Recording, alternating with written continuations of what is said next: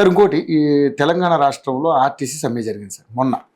జరిగినప్పుడు ఒక నర్సంపేటకు సంబంధించినటువంటి ఒక డ్రైవరు నిప్పు అంటించుకుని శంకర్ గౌడ్ చనిపోయారు. ఆత్మ బలిదానం జరిగింది. అంటే మన తెలంగాణ రాష్ట్రంలో ఉద్యమం కాంచి మొదలు పెట్టుకుంటే ఇప్పటివరకు కూడా మన రాష్ట్రం మనకు వచ్చినా కూడా ఇంకా బలిదానాలు జరుగుతున్నాయి సార్.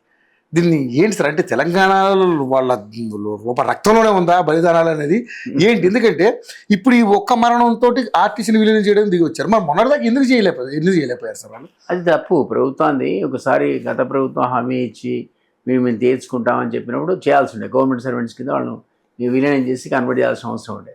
బట్ అది కూడా డేంజరస్ యాక్చువల్లీ. అది ఎంత నేను వెల్కమ్ చేస్తున్నాను డెసిషన్. ప్రామిస్డ్ కాబట్టి 2.5 years డిలే అయింది కాబట్టి వాళ్ళు ఆవేదన చెంది ఆ మిత్రుడు ఆత్మహత్య బలిదానం చేసుకోవడం అనేది జరిగింది. అది ఎందుకు ఉద్యమకాల నుంచి కూడా చాలామంది నేను చచ్చిపోతే తప్ప తెలంగాణ స్టేట్ లేదు అనుకోవటం. కానిస్టేబుల్ కిష్టయ్య, యాదయ్య గారు, వేణుగోపాల్ ఢిల్లీలో ఊరేసుకున్న డైరెక్ట్ సౌత్ బ్లాక్ ఎదురు ఊరేసుకున్నాడు. కానీ వీళ్ళందరినీ చూస్తే బాగా అక్కడి నుంచి ఇన్స్పైర్ అయ్యి వీళ్ళు ఏం చేయలేకపోతే చావే శరణ్యం అనుకునే పరిస్థితికి వచ్చారు. అది negative factor of the moment. అంటే జరగకుండా ఉండాల్సి ఉండేది. వాళ్ళని చాలా మార్చాలి. ఇంకా కూడా అది కొనసాగడం దారుణం. బహుశా మిత్రుడు కూడా నా ఆత్మ బలిదానంతో నా మిత్రులు గవర్నమెంట్ సర్వెంట్స్ చాలా ఘోరం, బాధాకరం. అది దానికి కారణం ప్రభుత్వాలే. ప్రభుత్వం ఆ రకంగా హామీ ఇస్తే చేయాలి, లేదా ఊరుకోవాలి. సపడే ఎందుకు ఇచ్చావు హామీ ఇచ్చి నువ్వు 3 ఏళ్ళు 4 ఏళ్ళు అది ఇంప్లిమెంట్ చేయకపోతే ఎందుకు ఊరుకుంటారు వాళ్ళు? అదొక ఆస్పెక్ట్. ఇంకోటి కార్పొరేషన్, వేరే కార్పొరేషన్ ఉద్యోగులు కూడా ఊరుకోరు కదా. రేపు మా కార్పొరేషన్ కూడా రద్దు చేసిన వాళ్ళని ప్రభుత్వ ఉద్యోగులు ఏమని అడుగుతారు. ప్రతి వాడు గవర్నమెంట్ సర్వెంట్ కావాలనుకుంటాడు. ఎందుకంటే ఇప్పుడు ఆల్రెడీ పక్కన ఆంధ్రాలో ఇచ్చారు కదా సార్.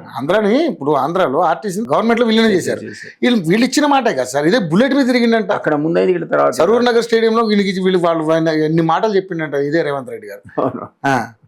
తప్పు కదా అంటున్నా. 2.5 years డిలే చేయడం వల్ల ఇది ఒక మంచి నిండు ప్రాణం ఒకటి మడపోయింది.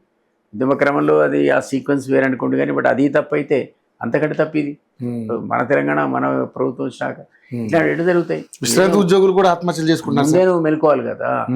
ముందే మెలుకొని దీనికి సొల్యూషన్ కనుక్కోవాలి, చర్చించాలి. ఆల్వేస్ అందుబాటులో ఉండాలి వాళ్ళకు. ఇదే మంత్రివర్గం వారంలో ముందే చర్చ జరిపితే ఆయన పర్యవసానం ఎట్లా ఉండేది. సో ఈరోజు టోటల్గా ప్రభుత్వందే తప్పు. ఆ కార్మికుడు ఆ విధంగా చేసుకోవడం. ఇది జరగకుండా ఉండాలంటే చాలా గట్టిగా పరిపాలన చేయాలి. తెలంగాణ సొయ్యితో పరిపాలించట్లేదు అసలు. ఎంత డబ్బులు వస్తాయి, ఎక్కడ దోచుకుందాం తెలంగాణను అని ఆకాంక్షలో పడ్డారు తప్ప నిజమైన తెలంగాణ పద్ధతిలో పరిపాలన ఇప్పటికి కూడా జరగట్లేదు. ఎట్లా ఆ రోజుల్లో తెలంగాణ ఉద్యమకారులు పక్క పెట్టింటే వీళ్ళు పెడుతున్నారు. సరే పోతే పోయేటోడో వచ్చినోడో మంచి నీతి పండు అంటే అది కాదు. అవినీతి పరులు వాళ్ళే చెప్పుకుంటున్నారు. వీడు ఇంత % తిన్నాడు, వాడు అంత % తిన్నాడు. రోజు వాళ్ళ చర్చలేదు మంత్రులది. సో ఇవి పరిణామాలు కొంచెం తెలంగాణ ఉద్యమకారుడిగా నన్ను చాలామంది ఉద్యమకారులు బాధ పెడుతున్నారు.